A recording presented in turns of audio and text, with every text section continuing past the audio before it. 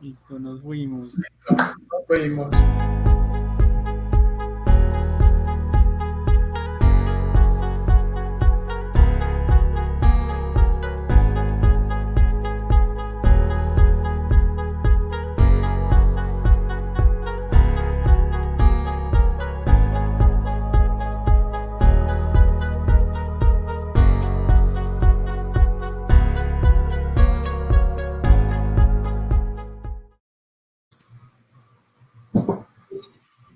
Hola, muy buenos días para todos. Bienvenidos al Parque de Río. Estamos en la sala Parque de Río, nuestro tercer sábado, tercer valor. Estamos con colaboración con el cliente sobre negociación contractual. Y después de esa super charla de inicio con nuestros invitados al foro, tenemos a Mile y Andrés, nos acompañan hoy en Parque de Río. Ellos trabajan en Ceiba, acá en la ciudad de Medellín. Son parte del equipo Ceiba Lab como consultores en experiencia de usuario y hoy nos vienen a hablar desde su experiencia sobre la arquitectura de información como disciplina de UX y cómo dentro de un proceso de diseño evolutivo y centrado en el cliente se pueden crear productos digitales que cumplan las necesidades de los usuarios y del negocio. Bienvenidos, Mile y Andrés. Al final vamos a tener una sesión de preguntas y respuestas, así que por ahora las podemos ir dejando en el chat. Sean todos muy bienvenidos y los dejo en compañía de Mile y Andrés. Todo el espacio. Adelante. Ok, muchas gracias, Juan Pablo. Listo, gracias, Juan. Bueno, muy buenos días a todos. El día de hoy pues queremos conversar sobre este tema de arquitectura de información y cómo mediante un proceso que les vamos a indicar podemos estar evolucionando como esos productos digitales. Listo, entonces adelante, Emilia. Buenos días a todos, bienvenidos a nuestra charla Cómo evoluciona la arquitectura de información para tu producto digital, todo un ecosistema que involucra usuarios, equipos y negocios. Ahí.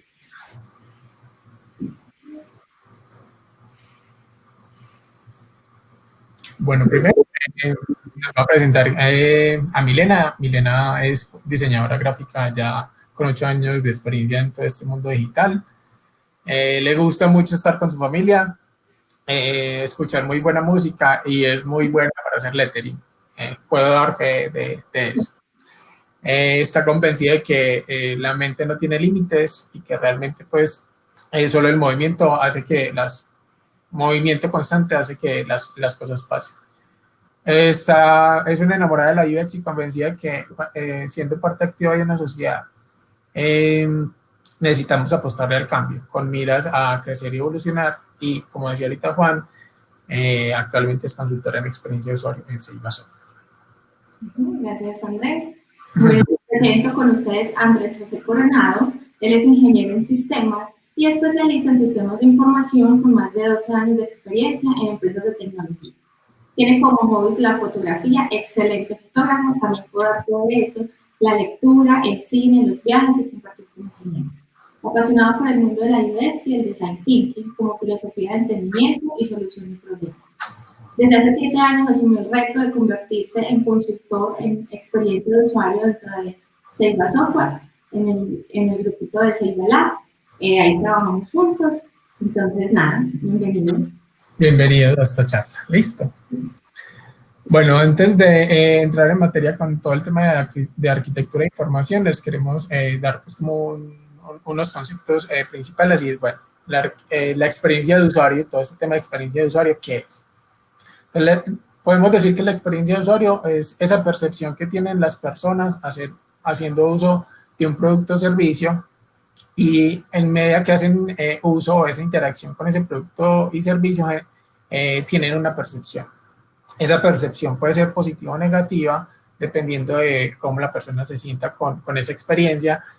Y obviamente eso genera unas emociones. Podemos tener emociones positivas de alegría o de tristeza. Entonces, para que tengamos en cuenta que la experiencia de usuario es un tema pues, personal y de percepción. Y podemos generar experiencias positivas y negativas dentro de todo eso. Dale, Emily. Excelente. La experiencia de usuario está enmarcado en varias disciplinas. Y el día de hoy vamos a hablar de una de ellas, que es la arquitectura de información. Ahora, entonces, bueno, ¿qué es la arquitectura de información? Según estas dos personas, Luis Rosenfeld y Peter Burbail, la arquitectura de información es el diseño, organización, etiquetado y sistemas de búsqueda que ayudan a los usuarios a encontrar la información de una forma mucho más rápida. Haciendo un símil o trayendo este ejemplo que está aquí en la fotografía, cuando nosotros vamos a un supermercado, esos productos están dispuestos en estos anaqueles o en los racks. Y ahí también digamos que podemos estar identificando estos conceptos. La organización de los productos, el etiquetado de los productos, y en el etiquetado entonces está el precio, el nombre, las características nutricionales, etcétera.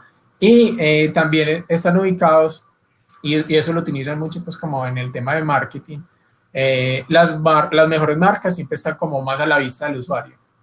Y las otras marcas que no son como tan comerciales, pues están más abajo. Entonces, es toda esa organización de todos esos productos que realmente pues, podemos hacer un símil con el tema de la arquitectura de información. Exactamente. Bueno, y ahora pasamos a los errores más comunes a la hora de construir una arquitectura de información.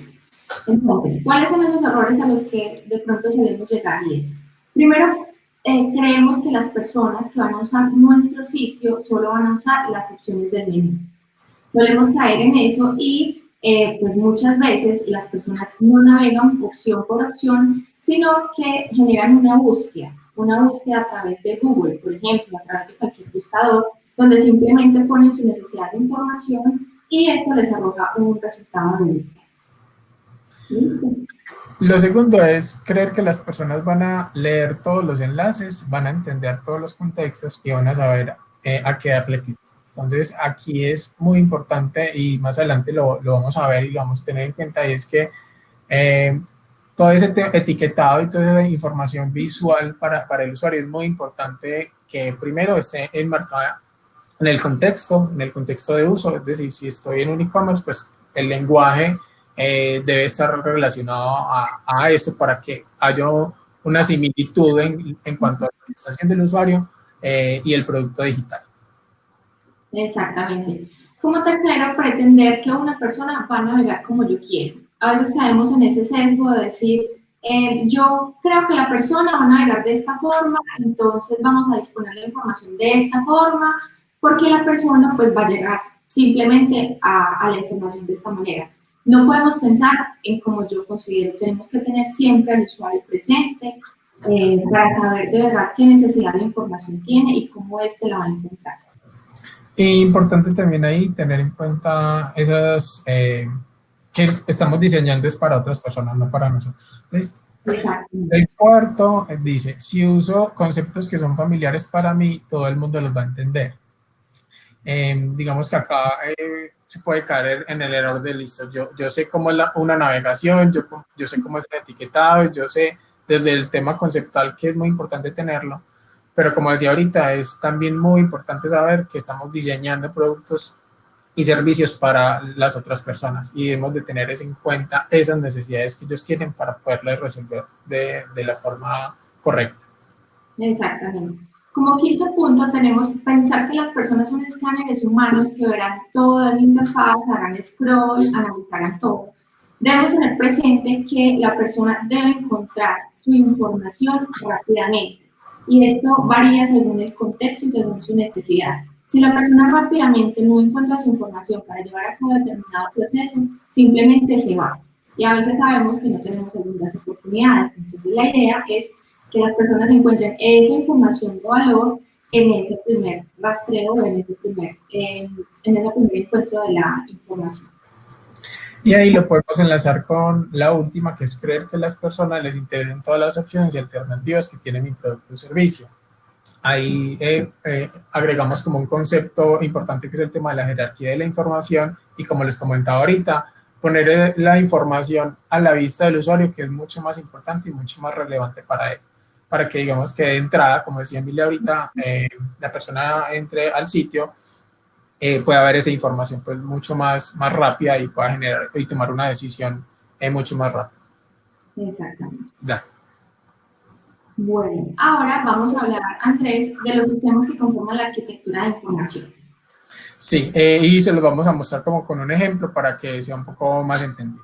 El primer sistema que conforma la arquitectura de información es el sistema de organización.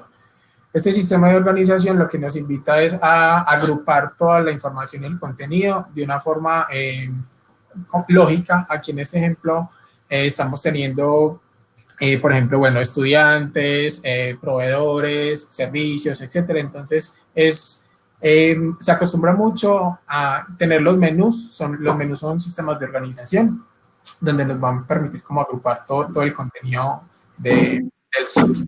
El siguiente sistema de organización es el sistema de navegación. Yo cuando estoy ubicado ya en la sección de estudiantes, pues dentro de esa sección tengo otras opciones que me va a permitir navegar dentro de ese mismo contenido mucho más grande.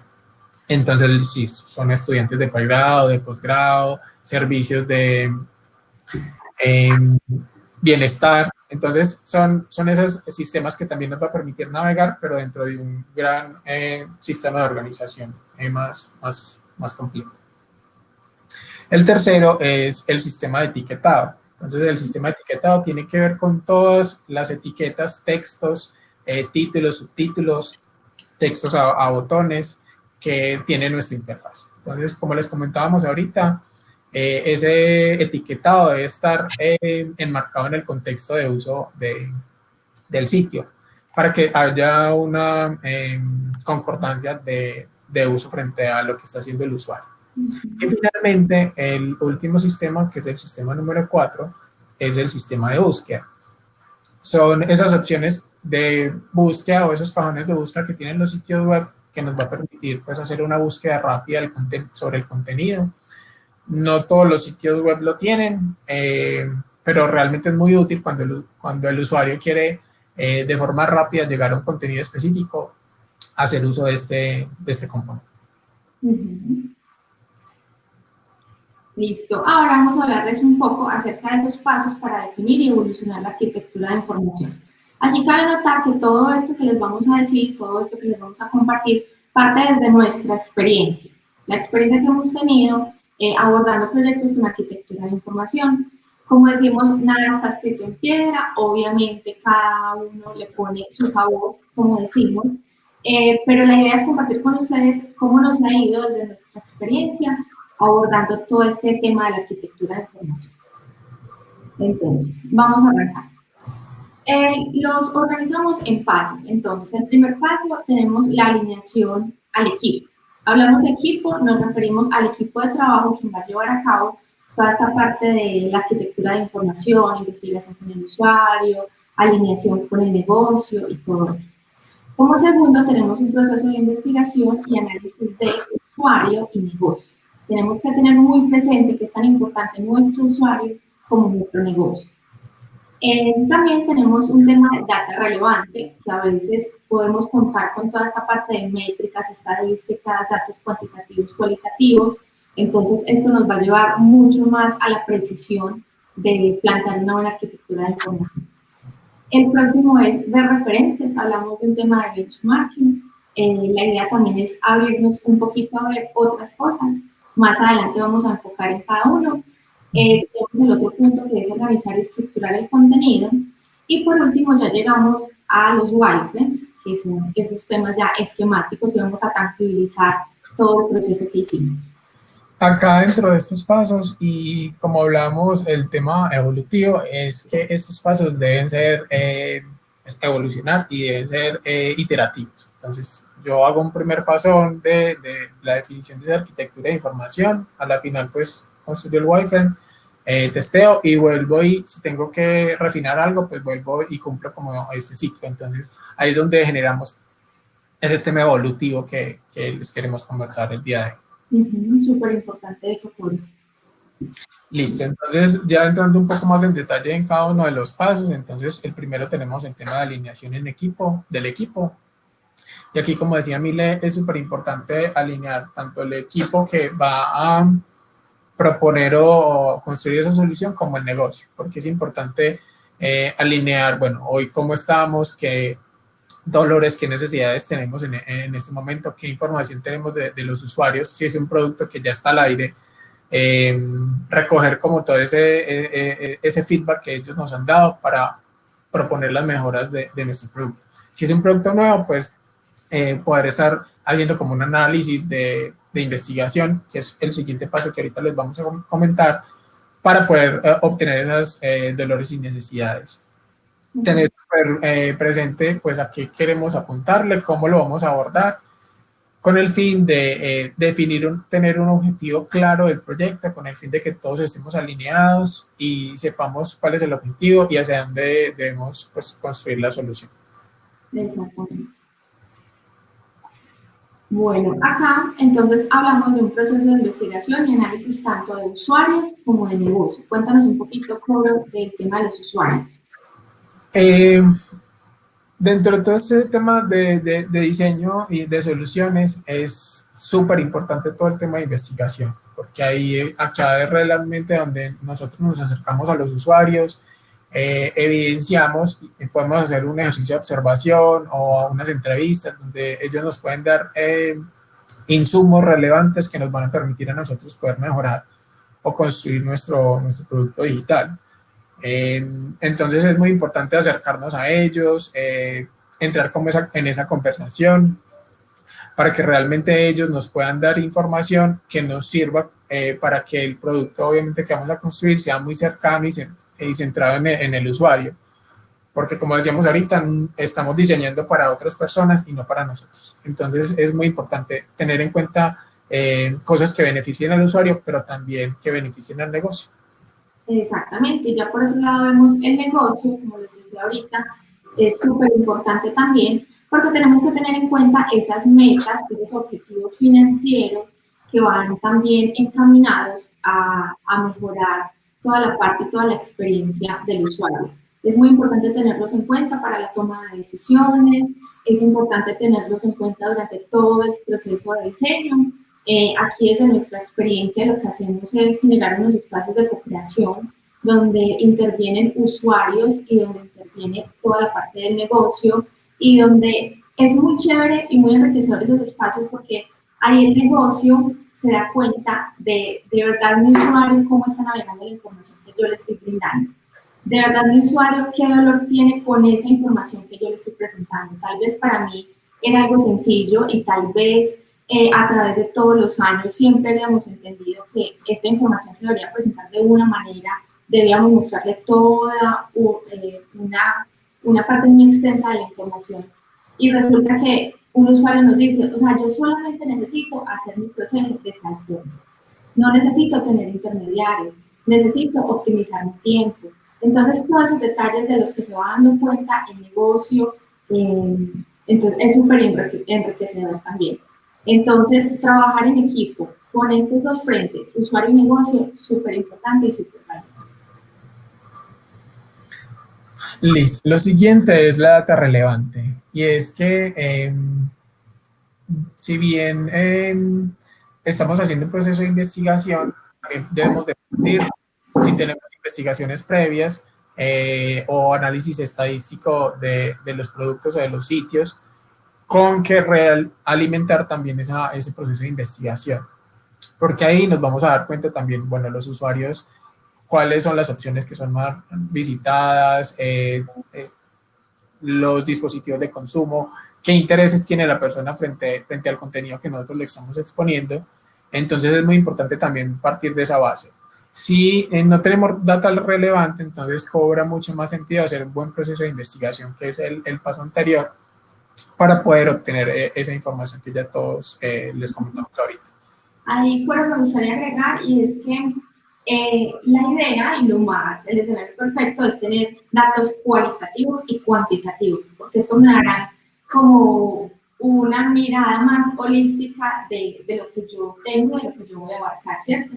Cuando hablamos de cualitativos, hablamos de toda esa parte investigativa y de comportamiento y de cultura de los usuarios. Cuando hablamos de cuantitativos ya nos vamos más como a unas métricas, a unas estadísticas que me indiquen, bueno, dispositivos de consumo, así tal cual lo mencionábamos.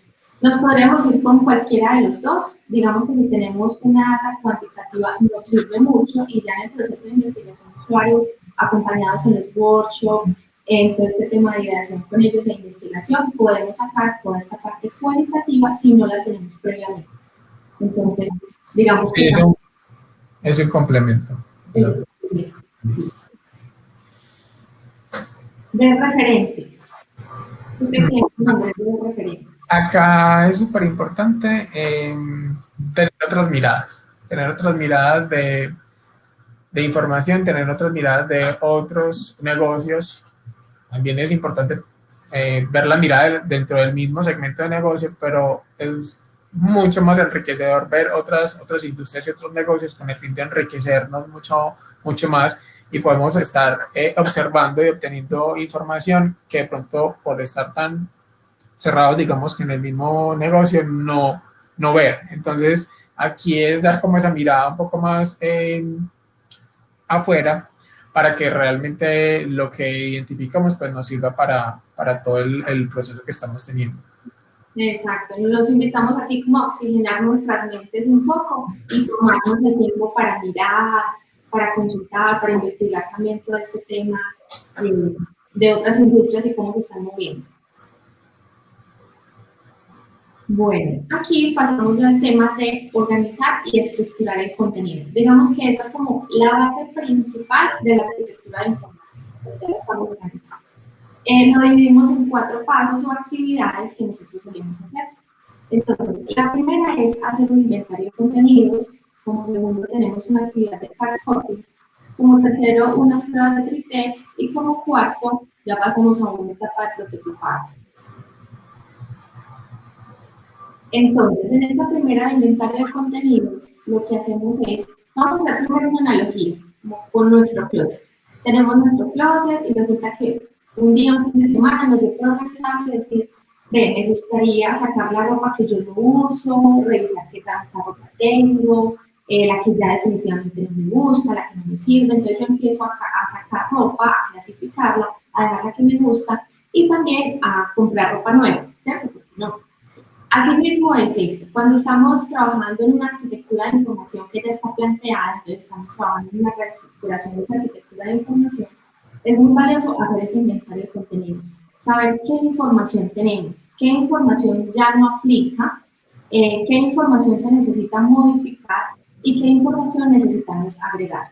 Este ejercicio lo podemos hacer desde un Excel, podemos empezar a mapear todas las categorías y páginas junto con sus enlaces, o también lo podemos hacer desde una herramienta, nosotros usamos por ejemplo Miro, súper chévere nos parece, pues como para mapear todo esto de manera esquemática y ir llevando como el orden en categorías y categorías, entonces resulta muy útil hacer primero esa actividad. Vamos a pasar a la siguiente, que Listo. es El siguiente paso es un card sorting. Un card sorting es una técnica de investigación del tema de experiencia. Lo que nos va a permitir es, por medio de ese acercamiento con los usuarios nos van a ayudar a descubrir cómo debe ser el orden y cómo deben estar ubicados esos contenidos dentro de ese producto digital. Entonces, el ejercicio acá es crear cada sección o cada ítem de nuestro sitio en tarjeticas, y los usuarios nos van a ir ayudando a organizar esa información. Tenemos 3 tipos de card sorting. El primero es el abierto, donde simplemente tenemos tarjetas y el usuario, de acuerdo como a la información que esté dispuesta, pues va organizando esa información de una forma lógica que para él considera que es lógica, y él mismo va creando también como esas secciones. El cerrado es donde tenemos tarjetas y tenemos secciones ya establecidas y predefinidas, y lo que hace el usuario es simplemente ubicar esas tarjetas en las secciones que ya están. Y el último, que es un híbrido mixto, es donde combinamos los dos primeros. Tenemos tarjetas, tenemos secciones definidas, pero a medida que el usuario va ubicando ese contenido, también puede ir creando más secciones que para él consideran que son relevantes. Entonces, ahí esos son los 3 tipos. Y es un ejercicio que nos ayuda mucho para nosotros realmente entender el usuario cómo quiere el contenido que se va a distribuir dentro del sitio web. Aquí les cuento que este card sorting lo podemos hacer tanto de manera presencial, simplemente con tarjeticas, post-it, fichitas, o lo podemos hacer de manera virtual. Por toda esta pandemia también, digamos que nos trasladamos a hacerlo virtual y lo hicimos a través de una plataforma llamada Optimal Workshop.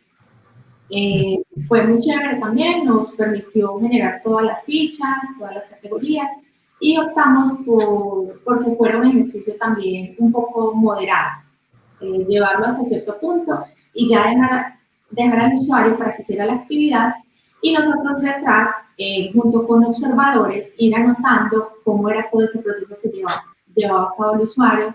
Súper importante decirle al usuario que verbatice todo lo que está pensando y todo lo que está haciendo en el momento, porque eso también nos sirve como insumo para nuestra investigación. Sí, es todos esos momentos cualitativos que también podemos aprender en ese proceso de investigación. Exacto. Listo. Ahora pasamos a un mapa de contenidos. Digamos que pasamos a este mapa ya basados en lo que salió de esa actividad de creación. Entonces aquí ya tenemos más claro la gente según su modelo mental cómo organizó la información. Entonces esto nos da una mirada para nosotros saber cómo ellos van a navegar nuestro sitio de acuerdo a sus necesidades, cómo ellos van a encontrar toda la información. Entonces acá también lo hicimos a través de la herramienta Miro. Igual pueden usar cualquier otra herramienta. Muy importante y es que nosotros establecimos temas de convenciones de color para hablar de un tema de jerarquía de la información. ¿Esto qué significa? Temas de niveles de navegación, nivel de navegación extra, nivel de navegación primario, secundario, y ya dentro todos los temas, de pronto cómo íbamos a hacer la parte transaccional, cómo íbamos a hacer la parte de accesos directos, cómo íbamos a hacer la parte de toda esta parte de contenido, de flujos de navegación. Entonces todo esto con colorcito nos permitió mapearlo mejor. El siguiente punto es el tree test. El tree test es también como una técnica que nos va a permitir testear ese mapa de navegación que definimos anteriormente, resultado de ese ejercicio del card sorting. Entonces aquí lo que hacemos es, digamos que se estructura también en una herramienta, también hay una opción en Optimal Workshop para hacer eso, y lo que hacemos es darle una tarea al usuario y decirle, ve, ubica, por decir, tal elemento, tal contenido, entonces él empieza a navegar por esa estructura que nosotros definimos y de acuerdo a eso, pues él va a ubicar y va a resolver esa tarea que se le dio.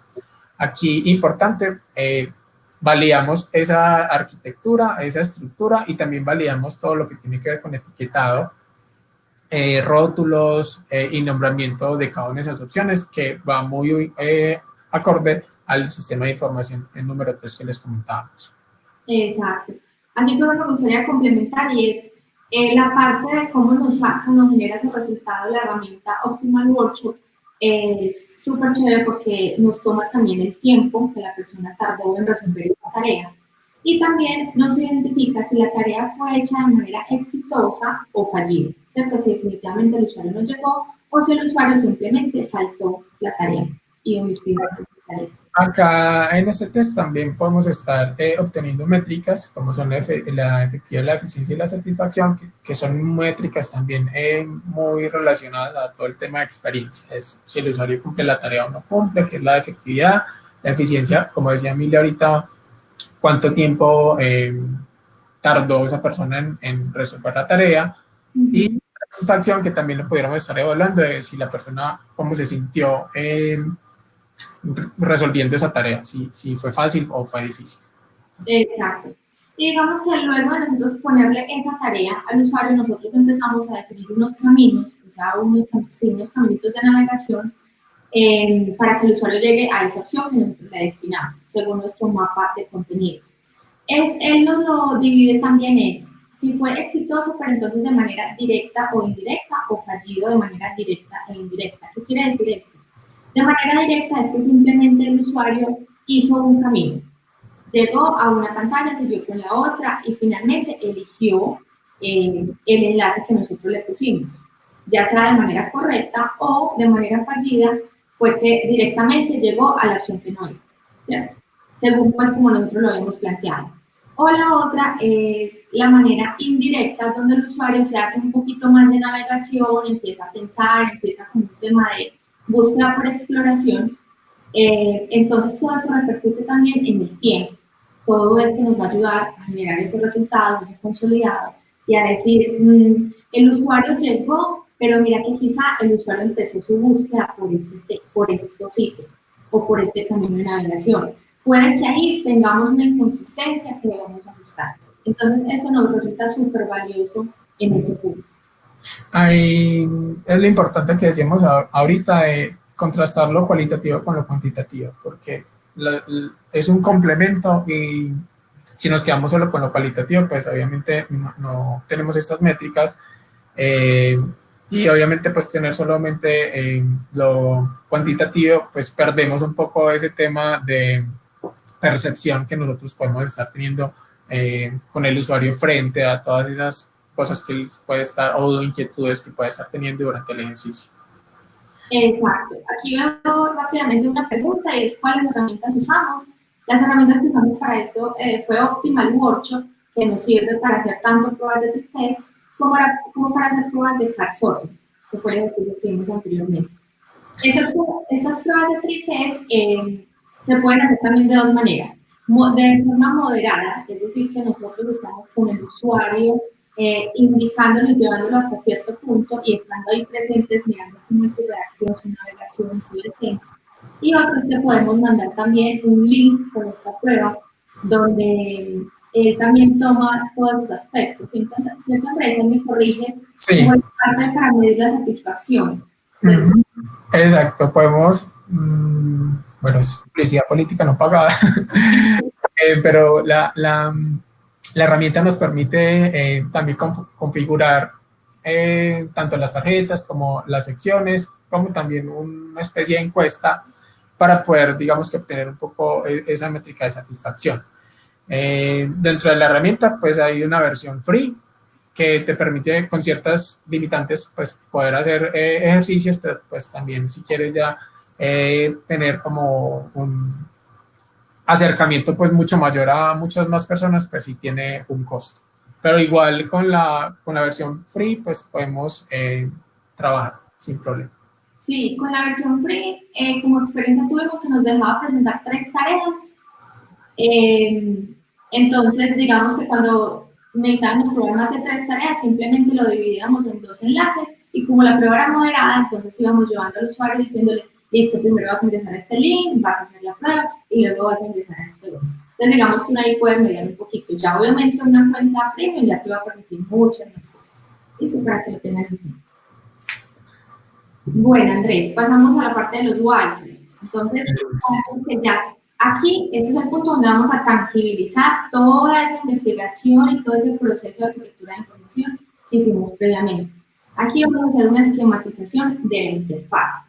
Que ahí nos va a representar toda esa distribución, esa ordenación y toda esa relación de los elementos en cada una de las páginas de nuestro sitio web. Listo, entonces tenemos 3 tipos de wireframe. El primero es el de baja fidelidad y aquí es hacer unos sketches a mano alzada, sin tanta estructura, pero que nos va a permitir tener como ese primer acercamiento a nuestro contenido y a nuestra estructura de información. Estos de baja fidelidad son muy buenos cuando tenemos de pronto conversaciones con equipos de desarrollo para que nosotros le podamos transmitir ese mensaje a ellos de cómo queremos que sea la estructura, cómo queremos que sea la navegación. Entonces son esas conversaciones que nos permite este prototipo o ese wireframe de baja fidelidad para que ellos entiendan claramente nosotros desde UX o desde la experiencia cómo queremos que el sitio esté pues como enmarcado. Sí, ahí Andrés te interrumpo un momentico y es que estos de baja fidelidad resultan muy útiles también en los espacios de co-creación, donde en toda esa parte de creación ponemos a las personas a que empiecen a bocetar. Ellos como si querían su solución, lo mejor para ellos, entonces súper chévere también. Listo, dale. Listo, el de mediana fidelidad, entonces es una mediana aproximación a cómo ya va a ser nuestro sitio. Aquí lo que queremos es estructurar un poco ya visualmente cómo se va a ver, pero sin tanto detalle. Utilizamos convenciones genéricas para indicar que aquí hubo una foto, aquí hubo una imagen, aquí hubo un texto, aquí hubo un título, y ya vamos esquematizando un poco más ya esa estructura o ese mapa de contenido en una interfaz o en un producto digital. Y ya pasamos a los de alta. Los de alta ya llevamos un poquito más a la aproximación de manejo de imágenes, iconografía. ¿Tú cómo consideras ese tema, Andrés? O sea, ¿sí es viable, a veces funciona, a veces no funciona? Funciona mucho, pero aquí el tema es no pasar un poco ya, siempre manejar como el wireframe en escala de grises, no tener diseño, porque obviamente en algún testeo pues los usuarios se tienden a ir por ese tema de color, pero el objetivo es tener mucho más como estructurado, y ya si tenemos contenido real, poderlo tener para que también podamos estar teniendo control sobre si la estructura que definimos realmente nos encaja sobre ese contenido que se está proponiendo. Muy bien. Nos quedan 10 minutos, ya nos avisaron, pero ya vamos terminando. Eso, ya vamos terminando. Aquí ya por último, lo que solemos hacer en la construcción del wireframe es ir de lo general a lo particular. Entonces siempre empezamos por esas partes que nos van a repetir alrededor de las interfaces como header, footer, sidebar, y luego ya empezamos a definir esos elementos un poco más pequeños que nos van a dar temas como menú, contenido, secciones, módulos, entre otros. Listo. Dale. Como ya para terminar la charla, de abrir los espacios para las preguntas, les queremos que se vayan como con estos tres ítems importantes. El primero es que la arquitectura de información debe estar enmarcada en un lenguaje transversal, consistente e entendible para todos los involucrados, teniendo en cuenta, hablamos involucrados, tanto el equipo de diseño, el equipo de experiencia, como el equipo de desarrollo y el negocio, para que obviamente todos hablemos el mismo lenguaje y el sitio realmente cumpla las necesidades de los usuarios a los que queremos impactar. Como segundo tenemos preparar la arquitectura de información para que ésta pueda escalar, dejando claro en qué puntos puede crecer. Nuestro planteamiento de arquitectura de información debe ser claro desde el principio y debe tener miras a crecer, porque a lo largo de todo ese proceso nosotros empezamos a iterar también, a llevar una serie de cambios. Entonces tenemos que saber que todo este gobierno que estamos formando aquí, toda esta estandarización que estamos formando, debe tener miras a seguir creciendo y a que se nos vaya acomodando a nuestra arquitectura inicial. Y ahí lo enlazo con el punto 3, que esto es un proceso evolutivo, es un proceso constante, evolutivo, y como les decíamos ahorita, esos pasos que les indicamos anteriormente, o sea, hay que seguir los pasos, termino, vuelvo al principio, para que realmente podamos escalar y evolucionar ese contenido de nuestro sitio web y realmente pues agregue valor que queremos en últimas al negocio y a los usuarios. Exactamente, y lo más importante es sacarnos de la cabeza de que no vamos a sacar algo así súper perfecto a la primera y que no va a tener cambios, que estamos reacios al cambio, no. O sea, tenemos que pensar que esto va a seguir creciendo, que vamos a seguir cambiando, que esto va a seguir mejorando y que todos esos insights que nos dé tanto el negocio como los usuarios son súper valiosos. Entonces, ¿no? Con este mensaje nos vamos. Ahora creo que sí podemos abrir el espacio de preguntas. Antecitos de las preguntas les vamos a dar unas referencias. Sí. Dentro de los documentos sabemos que hay unos libros que son supremamente importantes. El primero es Information Architecture, fue escrito por estas tres personas y para mí ese es un libro base si queremos abordar y entender todo este tema de arquitectura de información. Entonces ahí te dicen todos los conceptos básicos y realmente pues sirve mucho cuando estamos pues haciendo conversaciones con clientes, con usuarios, de que entiendan un poco pues como el concepto. Sí, hablamos de esos tres autores también, Luis Rosenfeld, Peter Morville y Jorge Arango, también creadores de este libro que les comentaba. Son bibliotecólogos, son arquitectos, entonces son súper tesos, pues hay que decirlos. El libro Living Information también nos presenta como esos entornos de información que los llevamos desde una manera real a cómo se va ya a todo este tema de jerarquía y organización. La página de usability.gov, súper chévere también porque nos sirve como fuente principal principal para todo el sistema de usabilidad. Y por último, Nielsen Norman Group. Nielsen Norman Group, sabemos que es una de las consultoras insignia de todos estos temas de experiencia de usuario, y hay muy buen contenido relacionado con arquitectura de información. Entonces, enlaces súper buenos como para que lo tengan ahí en cuenta. Listo, ahora sí, las preguntas. Súper interesante todo este tema que nos traen de arquitectura de información. Muchas gracias por compartir todo este conocimiento. Por acá tenemos preguntas, 5 minuticos pues, para el espacio de preguntas. Uy, sí. Nos dice Stephanie, ¿qué técnicas o prácticas recomiendan para alinear al equipo? Bueno, nos sirve mucho al principio de las sesiones siempre preguntar sobre las expectativas de las personas. Para saber y entender ellos cómo llegan a esos espacios, qué inquietudes tienen, para que obviamente podamos alinear la labor que nosotros vamos a hacer dentro de todo este ejercicio de arquitectura de información. Entonces, es simplemente indicarle, darnos sus expectativas, y ahí vamos agrupando esas expectativas por temas y ya los iríamos abordando en cada uno de los momentos de los procesos de diseño. Exactamente, para complementar un poquito, hablamos de expectativas también y hablamos de decirle a las personas qué esperan lograr de este espacio, cómo esperamos irnos luego de que terminemos este espacio, y súper presente tener el objetivo claro, objetivo que nos va a marcar ese propósito que nos va a llevar a cumplir nuestras metas. Perfecto, gracias. Para cuando no se tienen los datos relevantes, ¿qué tipos de actividades podemos realizar para recolectar información? Bueno, ahí, como les decíamos ahorita, cobra mucho valor el proceso de investigación. Entonces, si no tenemos esa data, pues estar preguntando, ya sea con unas entrevistas o ya sea con un ejercicio de observación, ir a observar pues, a usuarios cómo usan el producto, es súper importante para obviamente obtener ese feedback, ese insight que el usuario nos puede dar. Ahí es un tema más de acercamiento con los usuarios, porque ellos son los que realmente nos pueden dar información relevante sobre el proceso. Como, ¿qué te gustaría ver en tu sitio? ¿Qué necesidades tienes para identificar todas las necesidades de información también? ¿Qué dificultades has tenido frente al uso de si ubicas la información de una forma rápida o no? Todo ese tipo de cosas. Es más un acercamiento de entrevistas o de empatía como para eso. Súper. También nos preguntan que cuáles técnicas les han generado más valor desde su experiencia con la interacción con el usuario. ¿Cuáles técnicas? De card sorting. Bueno, de las de card sorting, pues a nosotros nos gusta mucho la que es mixta. Bueno, va a depender también como de la necesidad del negocio.